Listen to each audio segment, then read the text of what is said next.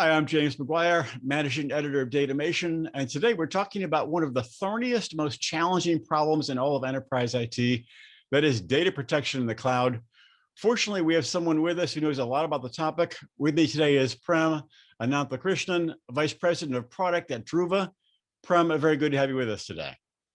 Hi, James. Thanks for having me. Pleasure to be here. And you have made it to Friday at the very least, so congratulations on that. Thank you. Yeah, it's been a long week, but looking forward to the weekend.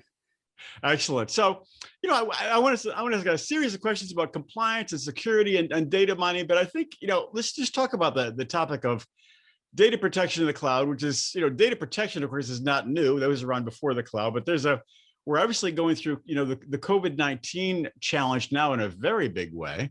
Let's get kind of a portion of what's happening with data protection as it relates to COVID-19 in your experience. What do you see these days? Yeah, James, COVID-19 has definitely changed the kind of thinking and the challenges that our customers are facing around data protection. Mm-hmm. But I would say, a lot of those problems existed even before the pandemic. Sure. What the pandemic has really done is really accelerated some of those pains or problems and kind of brought it out in a more compelling way when you think about, made it top of mind for our customers. Right. Again, if you think about the whole data protection landscape and what that really means, I think it's really important to break that down. Again, over the last 15 years or so, and I know I spent a good part of my career before I got into the vendor side of being in IT. And IT was always looking to kind of find a way to become the enabler for the organization versus just being a cost center or a risk management center. And I think, the digital transformation and obviously cloud is a big part of that, has helped IT really, get into the front seat and help the business drive, outcomes around, whether it is, bringing some new solutions to market or helping the business transform, into kind of, new areas. Mm-hmm. At the same time, they're bringing that agility, and velocity that most companies were really looking forward to. But if you think about what's happened along with that, as part of that whole digital transformation, you start adopting all these new applications. You start looking at, new things in the cloud, whether it's Kubernetes or Microsoft 365, or you're trying to re-engineer your applications in the cloud, and which is great, by the way. That was the whole promise, and that's been the promise of digital transformation. But along with that came a lot of challenges around data protection, right? Because the definition of data protection before that was confined to protecting what used to be sitting behind the walls of what you would call a data center. Safely in the data center, or people thought perhaps safely in the data center. Exactly. And then that paradigm doesn't even hold true anymore. And frankly, there are no specific definitions of what you would call a data center anymore. And as data has really become distributed and fragmented, I think you now have to accept the fact that that's the norm, or the norm before the pandemic. And then I think when you think about it that way, I think the definition of data protection also needs to change. And one thing we all talk about, on the IT side and also on the vendor side is, as your data gets more and more fragmented, it's really important to think about your data protection in a more centralized way. Because how do you protect something when you don't have the right visibility into where your data is and what type of information needs to get protected? And so the centralization of that data and being able to centrally protect that data becomes really important. And I think going back to your pandemic question, the pandemic, as it came along, I think has really made customers realize that, look, that centralization is really important. And also, especially when you're working remote, you really can't have all these silos of data protection solutions sitting in like 50 different offices and not having that visibility makes it really complicated. It seems like one of the real issues, that causes a lot of headaches around data protection is the issue of compliance, and sort of in the larger umbrella of data protection is the issue of governance and compliance. That has always been a thorny issue. And of course, there's new regulations. And now in the world of cloud, it's a heterogeneous environment with you've got the data center, whatever that means. You usually have a multi-cloud deployment, with maybe Azure, maybe Google Cloud, maybe IBM, who knows.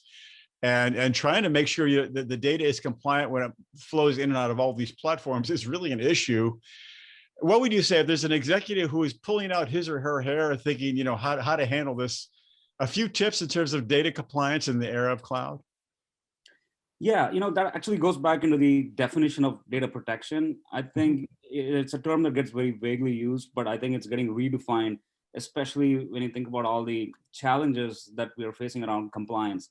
If you Mhm. break down compliance, there are, several variants of that, right? Starting from data residency to being able to meet privacy requirements, going all the way to even things like if you're in a specific industry like, say, healthcare, you're thinking Right. about something like HIPAA. So Right. there are regulations that you need to adhere to or comply to. So I think and those regulations, if you really look at what's been happening out there, they're getting more stringent and they're also getting more complicated. If you look at GDPR, for example, or now each state within the United States, we're all coming up with our own Right. variant compliance, like California Consumer Privacy Act, and then there's Right. something else that's coming up, in another state. So I think that makes it even more harder for customers to really think about their broader data landscape, Mhm. which is now all these distributed heterogeneous sets of data. And how do Right. you really think about compliance in that landscape? So some of the best practices, and I think it always starts with knowing where your data is first, right? So, right. Hmm. So I think we call this as first, you need to protect your data where it is, because if you don't know that where your data is and where your data is positioned and what kind of sensitive data do you even have in the Right. first place, because you're seeing this massive explosion of new data being created. Old data sets are not necessarily being handled the right way. You may not even know what's sitting out there, maybe in an S3 bucket, Right. within Amazon, or sometimes it's sitting in some under somebody's desk. So really Right. discover the data, and then know where the data is. That becomes really, really important. And then more importantly, then break it down into the next level of how much of that data is really important. What data is considered sensitive, for example. What Mhm. data do you really think needs to be protected, and how do you make that? How do you govern that data in a way that you can still be compliant from a regulation perspective, but also have good corporate hygiene? Right. Right.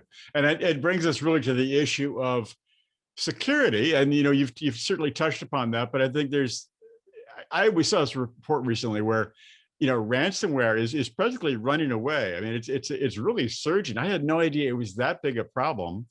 So the idea of, ransomware is a real threat when it comes to data security. What would you advise executives generally about data security and or ransomware? Yeah, James, it's a wild world out there, and I think I've been in security for a few years before I kind of moved more into this whole data protection side of the Mm. house. And historically, the security industry, the side of the world, whether you're in IT or maybe even on the vendor side, Mhm. you've predominantly been focused on keeping the bad actors out, right? A lot of technology, process, and even people skills were oriented around keeping the bad actors out, putting prevention in place, and ensuring that you kind of make sure that nothing goes wrong. And I think Right. that's important. That is still really important. You have to kind of put those critical prevention measures in place. But I think what's changing quite a bit now, and I think people are starting to realize, is that that alone is not enough, because no matter what Mhm. you do, because of this fragmented information landscape and also the way in which we are developing these new age applications, there are too many threat vectors, and there are too many points which can easily go unmonitored and unprotected. So it's Right. also equally important to think about cyber resiliency strategy when you think Hmm. about ransomware protection. And I think we are seeing an increasing trend towards this notion of cyber resiliency and not just cyber security, where Hmm. security was more about just prevention and keeping the bad actors out, but resiliency takes a much broader view, Uh-huh. and it's about not only keeping the bad actors out, and also ensuring that you can be resilient. And resiliency is the ability to respond quickly to any kind of security incidents, but also being able to recover your systems and applications in case something goes wrong. So a lot of big change in culture, big change in the strategy and approach. I think which we're starting to see some early signs of that. Obviously, with all the stuff that's going on with solar winds and all of the things we're seeing there, this is now Right. there's a big impetus towards cyber resiliency as well. Is the idea of the cyber resiliency, is one of the main ideas that you've got these backups that cannot be grabbed by anyone. So if someone gives you a ransomware threat, you can say, well, tough, I've got a backup that cannot be touched. Is that part of it or not necessarily? It's absolutely a part of it. I think when you think about resiliency, you got to look at it from two different perspectives, right? So the backup typically becomes the last resort for any Hmm. organization in case you get hit with any kind of ransomware attack or even data breaches. Now, Hmm. if you look at a lot of these ransomware attacks, and if you kind of look at the the anatomy of that. A lot of it starts with some kind of a data breach or that has happened several months even before the actual ransomware incident manifests itself. Hmm. And some of these are driven by insider threats, or sometimes it's even somebody getting access to credentials. And there have Mm. been cases where even the hackers or the hacktivists are now able to go in and delete the backup data as well, right? So Oh, okay. really, yeah, Mm. so that's happened, and that's because these attacks are getting more sophisticated. The Mm. attackers are realizing that organizations are holding backups as kind of the last line of defense, so they're Right. now trying to attack that as well. So I Mm. think if you look at it from a backup perspective, it becomes increasingly important to have much more stronger levels of protection from being able to ensure that those backups, are you monitoring the backup environments really well? Do you know Mhm. who's accessing that backup environment?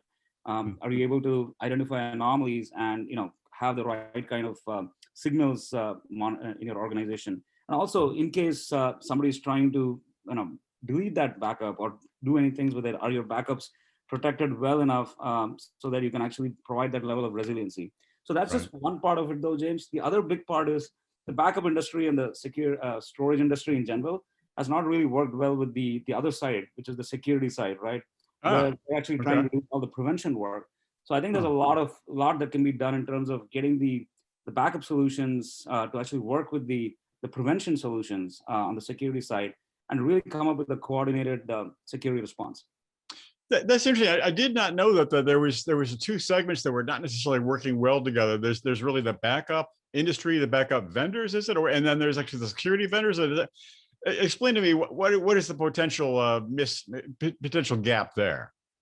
Yeah, honestly, I think the industry made an attempt at this when Symantec acquired Veritas years ago, and I think that was a grand vision, but I don't think it ever materialized. But if you Mm. really think about it, your backup is like a gold mine of data, and there's a lot of information that you can glean out of the backups, provided you have Right. the right approaches and solutions to do that. Hmm. And I think the backup industry is predominantly focused on helping customers just recover the data only after something goes wrong. Right. And the security industry has been focused on trying to keep the bad actors out, and they've been focused on selling to the security teams within the organization. And the backup folks are typically sitting in the storage domain, and then they're seen more as storage people trying to Mm. just get the data back. And again, storage, it's seen more as a cost efficiency management versus, can I help really use this data to Right. provide enough threat intelligence to the security teams, Hmm. and can you use that data to actually respond to some of these security incidents in a really fast way? And I'll give you an example. In case there's a ransomware attack, if a security tool is able to identify that early on, the security tool could potentially send a command and control signal to the backup tool via APIs, and you can actually stop some of those backup data from being downloaded. Oh. Security tools can even send security signatures, to the backup tool, and then you can actually cleanse the data from the storage and make sure that it's free of some of the malware Mm. that might have been potentially identified. These are things that were just ideas, and now people didn't really, there wasn't really a cohesive approach towards these things, and now we're seeing increasingly vendors starting to move towards that. And these are some of the things as Drew we're looking at as well, to help Hmm. our customers really come up with a coordinated response to some of these ransomware or data breach type incidents. Hmm. There's other, the really big issue is using your data for competitive advantage. And, it's not enough just to protect it. I mean, once it's there, it's secure, it's backed up, it's really stored securely. You want to, of course, use it, you want to mine that data for all the insights. How does the industry deal with the idea of making sure it's secure, but also making sure it's easily accessible for mining?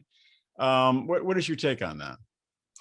Yeah, that's an excellent question, and I think the industry still has to mature and evolve on that front a little bit.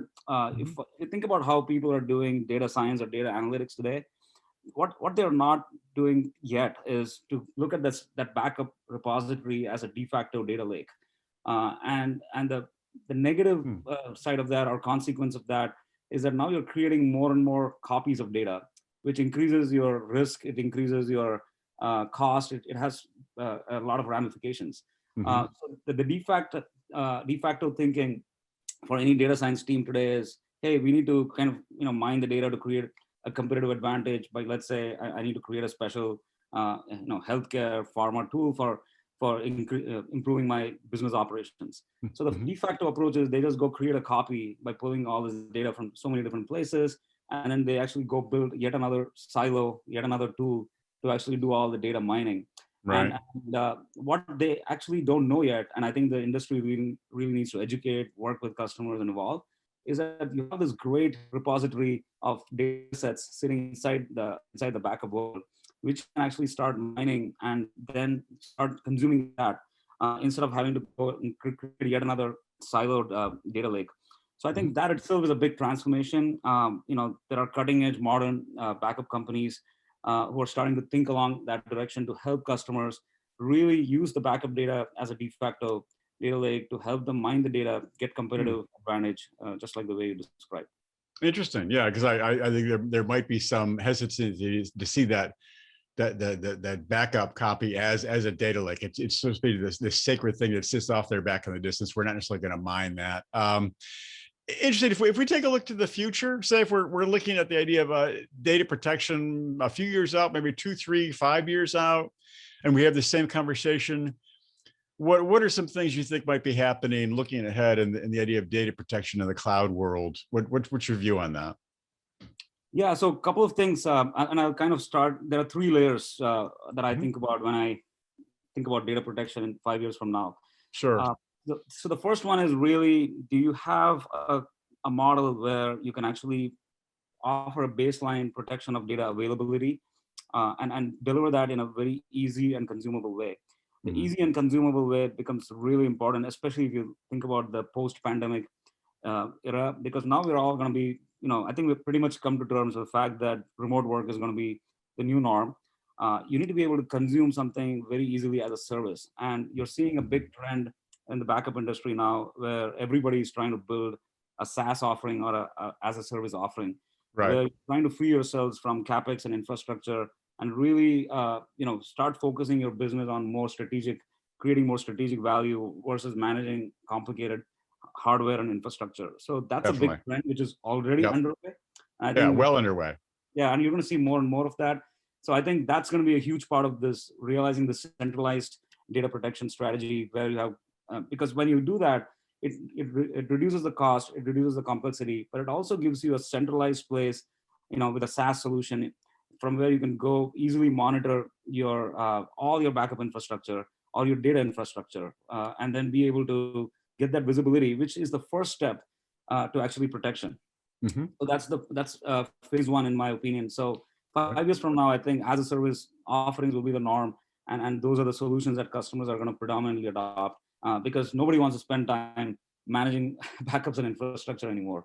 Is not the as a service model already pretty much the industry default, or am I missing something there? Is people still doing it on premise? It is starting to become the industry default, but I think the world is still slowly phasing in. So again, different customers are in different phases of that journey.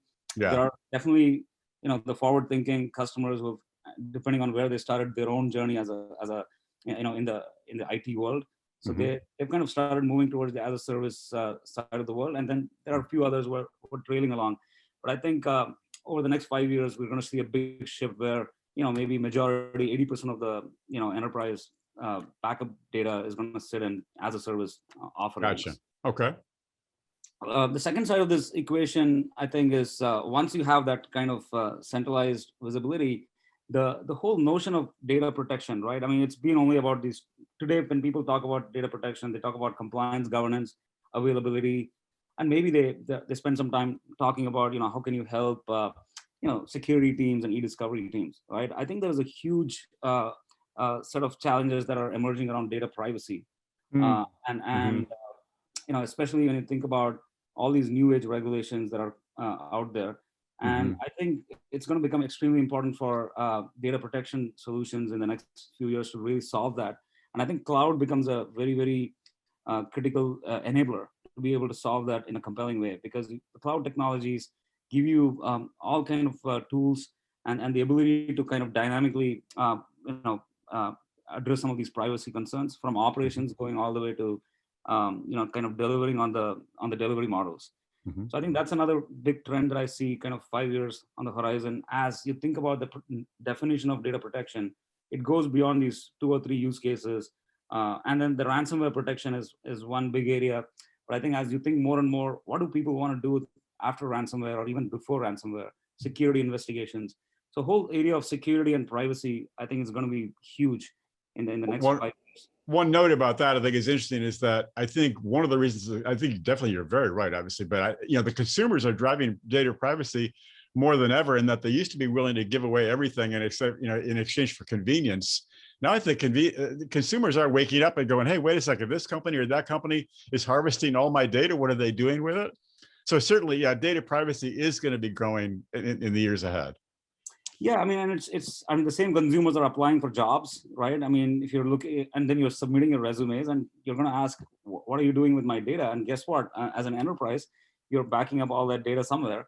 So Right. it gets really important to think about that. And it's not just the backup; it's also the holistic data management. It's sitting in some, HR repository, Right. and how exactly are you meeting those privacy concerns? Mhm. And it gets a lot more tricky when you think about the grand scheme of how complicated this is becoming, because each country, each state has its own ways of looking Right. at the privacy. Mhm. So having the tools and the ability to automate and come up with a systematic approach where this doesn't require a rocket scientist to go Right. figure out how to solve some of these problems will be a challenge. And I think the data protection industry is well poised to solve that in the upcoming years. Was there a third point in there that I did not get Yes, about the future? absolutely. Yes. Absolutely. The third dimension of this is this big shift towards what I call is like unlocking the data in a way that you can simply go run your machine learning tools, your data science tools on top of a data management infrastructure.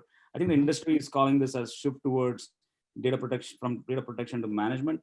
But if you Hmm. really think about it, all of these solutions that are getting built for data science and analytics, it requires a certain way in which data needs to be consumed. It has to be in certain formats. You have to make sure the data is available and usable in certain ways. I think Mhm. there is a great opportunity, and 5 years from now, I see a lot of the data protection cutting edge innovative vendors opening up their stack, because traditionally, if you look at the data protection solutions, they were very proprietary. There was Right. nobody could easily access any of these. They had their own, if you look at the protocols and everything, it was all very proprietary, and nobody could consume that data. I Right. think the consumption of data and being able to access it easily with APIs and automation is a big trend. And I think Hmm. over the next 5 years, it's going to take a completely new form where anybody, everyone can tap into this hub of data and kind of use it as a data exchange platform. And I think that's part of this big movement I see in the data protection and the backup industry. That's really fascinating. I wouldn't necessarily have guessed that one. I mean, in other words, you see a world in which data and data transfer is going to be much more interoperable and less guarded by moats. Am I hearing you correctly? Yeah, absolutely. I mean, think about. I mean, I think I can give you an analogy, although it's not the exactly similar to what I'm talking about. Think about what Hmm. Salesforce did for customer data and data exchange. So you're able to now bring all the customer related CRM data into one centralized Salesforce cloud, and then Mhm. from there you now have all these various different stakeholders within the enterprise who care about that data, right? You have Right. the customer support side, you have the product teams, you have security teams, and you have all the various different stakeholders, finance. They're all working off of that data, and then Salesforce has become kind of a data exchange hub, Right. lack of a better term. I think there is a great potential for the kind of the backup solutions also to kind of move along the same direction and become Hmm. the de facto data exchange hub, facilitating data exchange for various different applications. But obviously, this requires these different siloed parties to kind of start working together, and Hmm. that's where obviously the vendors and the technology can actually play a big role in bridging some of those challenges, along with obviously the directional shift that digital transformation is bringing in the IT side of the world. Hmm. Fascinating. Prem, I think you said it. I definitely learned a lot. I think we could probably talk about this for like 5 more hours because I think we just scratched the surface. But there's a lot of good stuff. Thank you very much for sharing your expertise. I'll send you the link when it's done. Thanks for being on today. Yeah, thank you very much. It was a pleasure talking to you, and thanks for the time. All righty. Bye bye.